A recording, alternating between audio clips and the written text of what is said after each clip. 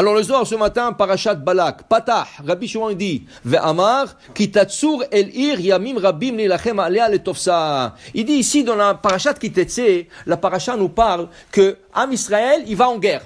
Et là, il y a une ville qui est fortifiée. Kitatsur, si tu sièges la ville, yamim rabim, pendant plusieurs jours, le tofsa pour l'attraper. Okay? Alors la Torah là-bas, elle dit, fais attention, s'il y a des arbres qui sont fruitiers, tu coupes pas. Okay? La Torah dit, Etz asher hu lema'achal, s'il y a des arbres fruitiers, tu touches pas. C'est interdit de toucher un arbre fruitier. Okay? Et même un arbre qui n'est pas fruitier, s'il ne te dérange pas dans cette guerre, ne le touche pas. Comme ça. Viens Rabbi Shimon bar Yochai, il dit, viens voir quelque chose. Rabbi Shimon bar Yochai vient nous enseigner à propos de ce verset, mais c'est rien qu'un exemple sur plusieurs.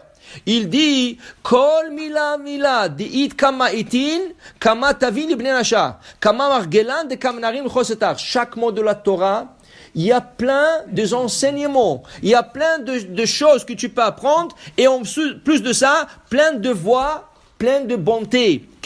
Kama margelan de kamnaran chosetar, velet lachmila boraita, delet bakama butsini minaran. Il n'y a pas un mot de la Torah qui ne jaillit pas de la lumière. Chaque mot de la Torah jaillit la lumière. Quand tu fais la Gelila, qu'est-ce que tu regardes la Torah? Quand les gens font la Gelila, tu cherches dans la Torah un mot qui commence par la première lettre de ton prénom. Ken? Si tu t'appelles Moshe, tu cherches une lettre qui commence par même. Ken? Si tu t'appelles Yehuda, tu cherches un mot qui commence par Yud. Et si tu as deux prénoms, tu cherches deux mots. Pour chaque mot qui commence par une lettre de la première de ton chaque mot qui commence par la première de ton prénom. Pourquoi? Vient le Harizal, il dit, au moment qu'on fait la Gelila, il y a de la lumière qui jaillit de la Torah. Peut-être tu ne le vois pas, mais il y a une lumière. Et cette lumière, quand tu arrives à capter le mot, tu captes le mot qui commence avec la première lettre de ton prénom, elle jaillit sur ta neshama et ça éclaire la neshama. C'est pour cela que la Gelila, on dit, c'est la mitzvah la plus importante, plus que Ptichat HaEchal, plus que 7 personnes qui sont montées à la Torah, et plus que celui qui a fait l'Haftara. La Gelila, c'est la plus importante, dit la Gemara. Et celui qui fait la Gelila, il prend le Sahar, il prend la récompense pour tous ceux qui ont fait tout le mitzvot.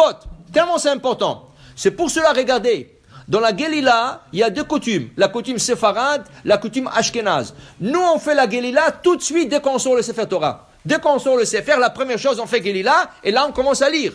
Les ashkénazes, non. Les ashkénazes commencent la lecture, et après, ils font la Gelila. Pourquoi ça? En Europe, les grands rabbanim, ils ont vu que pendant qu'on sortait le Sefer Torah, les gens se mettaient à parler. On faisait la Gelila, et les gens étaient en train de parler. Et les gens ont raté cette grande mitzvah de regarder les lettres du Sefer Torah. Qu'est-ce qu'ils ont fait de grands rabbins ashkénazes? Ils ont instauré que la Gelila sera faite à la fin de la lecture. Parce qu'une fois qu'on a commencé à lire, tout le monde sont assis, tout le monde sont en train d'écouter, tout le monde, ils sont là. Quand tu as terminé, là tu fais la Gelila. Ça c'est la coutume ashkénaze. Pour donner l'importance à la Gelila. Okay? Pour te dire que le mot de la Torah jaillit de la lumière, dit Rabbi Shimon bar Yochai. Et il te dit ici, Rabbi Shimon bar Yochai, Zaka'a cholke, rien que ce verset qu'on vient de dire, Kitatsur et lire, il dit, tu sais combien de choses il y a dedans? Il y a plein de secrets dedans. On dit que le Harizal, un samedi après-midi, il se reposait, il y a son élève qui est passé, Rabbi Chaim Vital est passé, et il a vu qu'il est en train de dormir, mais les lèvres sont en train de bouger, comme s'il parlait. Il attendait là-bas, il n'a pas réveillé, il attendait là-bas. Après, quand il s'est réveillé, il lui a dit, Rabbi, j'ai vu vos lèvres, ils étaient en train de bouger, vous avez dit quelque chose, je ne sais pas, qu'est-ce que vous... Il dit, tu sais mon élève, je viens d'apprendre, dans mon rêve, le samedi après-midi, dans mon rêve, je viens d'apprendre des secrets sur le verset, Vetimna aita pilegesh l'Elifaz. Timna était une fille, une princesse, qui voulait se marier avec Abraham. Et Abraham a refusé de se marier avec elle. Elle dit, est-ce que je peux prendre Yitzhak? Il dit, jamais de la vie. Est-ce que je peux prendre quelqu'un de la famille d'Abraham? Il a dit, jamais de la vie. Il a repoussé. Cette fille-là, cette princesse, elle a dit, jamais. Moi, je vais me marier avec cette famille. Elle est partie, elle n'avait pas où se marier. Elle a trouvé le fils de Esav, qui s'appelait Eliphaz. Elle lui a dit, est-ce que tu es prêt à te marier avec moi? Elle dit, non, mais je te prendrai comme une concubine.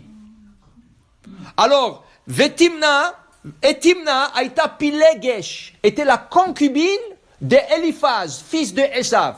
Dis-le à Rizal, on vient de m'enseigner maintenant des secrets dans le ciel à propos de ce verset.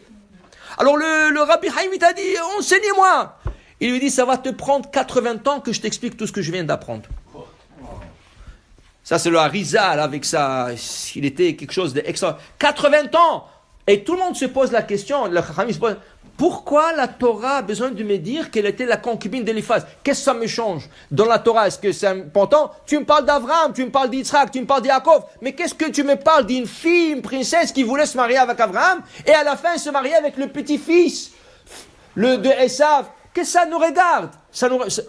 C'est pas ça. C'est le secret qu'il y a dedans. Et regarde, il te dit 80 ans sur terre ne suffiront pas d'étudier tout ça. Alors dis le Zohar, c'est le Zohar de ce matin.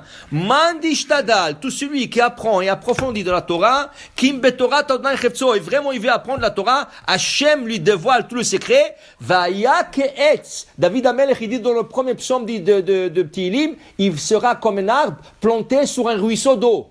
Pourquoi il dit comme un arbre planté sur un ruisseau d'eau? Parce que tu as des arbres qui sont secs et il y a des arbres qui sont fertiles. Ils sont bien, qui donnent des fruits. Ils donnent des fruits. Il dit comme ça, quand tu vas apprendre la Torah, Hachem t'apprend aussi les secrets qui sont inclus dans cette Torah. Baruch Adonai le'olam. Amen ve amen.